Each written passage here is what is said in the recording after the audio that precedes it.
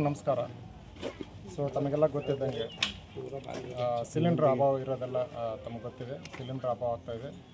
ಕಸ್ಟಮರ್ಗೆ ಮತ್ತು ಪಬ್ಲಿಕ್ಕಿಗೆ ಸಿಲಿಂಡ್ರ್ ಏನು ಅತ್ಯವಶ್ಯಕವಾಗಿ ಅವಶ್ಯಕತೆ ಇರೋದ್ರಂತರ ನಾವು ಸರಬರಾಜು ಕೂಡ ಮಾಡಬೇಕಾಗುತ್ತೆ. ಇದರಲ್ಲಿ ಯಾವುದು ಕೂಡ ಅಕ್ರಮವಾಗಿ ಮತ್ತು ಯಾವುದೇ ಒಂದು ಉದ್ದೇಶದಿಂದ ಏನು ದುರುದ್ದೇಶದಿಂದ ನಾವು ಸಾಗಣೆ ಮಾಡಬಾರ್ದು ಅಂಥೇಳಿ ನಾವು ಕೂಡ ಈಗಾಗಲೇ ಇನ್ಸ್ಟ್ರಕ್ಷನ್ ಕೊಟ್ಟಿದ್ದೀವಿ. ಈ ಹಿನ್ನೆಲೆಯಲ್ಲಿ ನಾವು ಪ್ರತಿ ದಿನವೂ ಕೂಡ ನಾವು ಸರ್ವೆಲೆನ್ಸ್ ಮಾಡ್ತಾ ಇರ್ತೀವಿ, ಮಾಹಿತಿಯನ್ನು ತೆಗಿತಾ ಇರ್ತೀವಿ.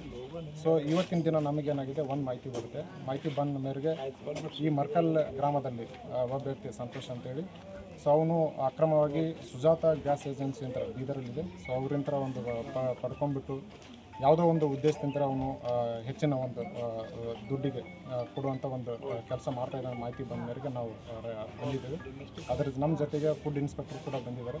ಅವ್ರ ಸಮಕ್ಷಮ ನಾವು ದಾಳಿ ಮಾಡಿದಾಗ ಒಟ್ಟು 48 ಗ್ಯಾಸ್ಗಳು ನಮಗೆ ಸಿಲಿಂಡರ್ಗಳನ್ನು ಸಿಕ್ಕಿದ್ದಾವೆ. ಅದರಲ್ಲಿ 7 ತುಂಬಿದ್ದಾವೆ, 41 ಖಾಲಿ ಇದ್ದಾವೆ.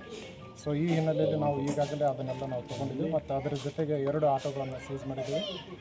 ಮುಂದಿನ ಕ್ರಮವನ್ನು ನಾವು EC ಆ್ಯಕ್ಟಲ್ಲಿ ನಾವು ಕ್ರಮ ಜರುಗಿಸ್ತೀವಿ. ಸರ್, ಎಲ್ಲ ಗ್ಯಾಸ್ಗಳು ಏನು ಮನೆ ಸಪ್ಲೈ ಮಾಡ್ತಿರೋದು ಬುಕ್ ಆಗಿರೋದು ಅಥವಾ ಏನು ಅನಧಿಕೃತ?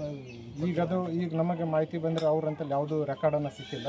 ನಮ್ಮ ತನಿಖೆ ಈಗ FIR ಆಗ್ತದೆ. FIR ಆದಮೇಲೆ ಆರೋಪಿಗಳು ತೊಗೊಂಡ್ಬಿಟ್ಟು ಅವ್ರ ವಿಚಾರಣೆ ಮಾಡ್ತೇವೆ. ವಿಚಾರಣೆ ಮಾಡಿದ್ಮೇಲೆ ತನಿಖೆಯಲ್ಲಿ ಏನು ಸತ್ಯಾಸತ್ಯತೆ ಬರ್ತದೆ ಆ ಬೇಸಿಸ್ ಏಜೆನ್ಸಿ ಮುಂದೆ ಸಾಕಷ್ಟು ಜನ ಸಾಲಗಟ್ಟು ನಿಲ್ತಾರೆ. ಬಟ್ ಮನೆಗೆ ಏನು ಹೆಚ್ಚಿನ ದುಡ್ಡು ಸಂಪಾದನೆ ಮಾಡೋಕೆ ಆಗ್ತಾರದ ಅನ್ಸಲ್ಲ. ಹೌದು, ಅದನ್ನು ಅಂದರೆ ತನಿಖೆ ಒಳಗೆ ಗೊತ್ತಾಗುತ್ತೆ. ಈಗ ನಮಗೆ ಮೇಲ್ನೋಟಕ್ಕೆ ಕಂಡು ಬಂದಾಗ ಬಂದಿದ್ದು ಅವ್ರನ್ನ ನಾವು ವಿಚಾರಣೆ ಮಾಡಿ ನೋಡಿದಾಗ ಯಾವುದೂ ನಮಗೆ ಪೂರಕವಾಗಿ ಮಾಹಿತಿ ಕೊಟ್ಟಿಲ್ಲ. ಈ ತನಿಖೆ ಒಳಗೆ ಕಂಡು ಬರುತ್ತೆ. ಆ ಬೇಸಿಸಲ್ಲಿ ಸರ್, ಗ್ಯಾಸ್ನವ್ರೇನು ಅವರು ಹೆಚ್ಚಿಗೆ ಕೊಟ್ಟು ತಂದೇನಂತಾರೆ, ಅವರು ಹೆಂಗೆ ಕೊಟ್ಟರು ಇವನಿಗೆ? ಈಗ ಅದು ತನಿಖೆ ಒಳಗೆ ಕಂಡುಕೋಬೇಕಾಗತ್ತೆ. ಐ ಥಿಂಕ್ ಹಂಗೆ ಇರ್ಬೋದು, ಬಟ್ ತನಿಖೆ ಒಳಗೆ ಕಂಡು ಬರುತ್ತೆ.